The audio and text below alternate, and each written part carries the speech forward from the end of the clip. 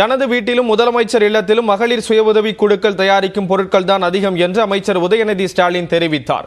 கோவையில் பெல்லூர் 3வது குடிநீர் திட்டம் உள்ளிட்ட பல்வேறு திட்டங்களை தொடங்கி வைத்த பின்னர் பேசிய அவர் இதனை தெரிவித்தார்.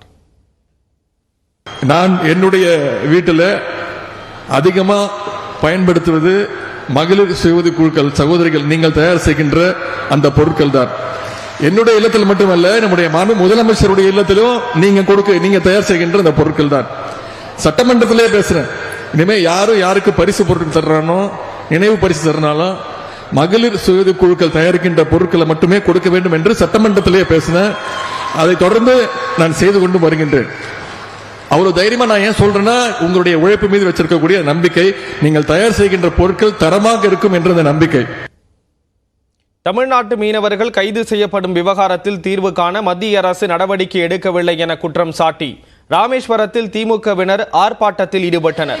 இலங்கை கடற்படையால் தமிழ்நாடு மீனவர்கள் கைது செய்யப்படுவதை மத்திய அரசு தடுக்கவில்லை எனவும், கைது செய்யப்பட்ட மீனவர்களை மீட்டு வர நடவடிக்கை எடுக்கவில்லை எனவும் குற்றம் சாட்டி ராமேஸ்வரத்தில் திமுக மீனவரணி சார்பில் ஆர்ப்பாட்டம் நடைபெற்றது. திமுக அமைப்பு செயலாளர் RS பாரதி தலைமையில் நடந்த ஆர்ப்பாட்டத்தில் திரளானோர் பங்கேற்றனர். அப்போது பேசிய RS பாரதி இலங்கை கடற்படையின் நடவடிக்கைகளை மத்திய அரசு வேடிக்கை பார்ப்பதாக குற்றம் சாட்டினார்.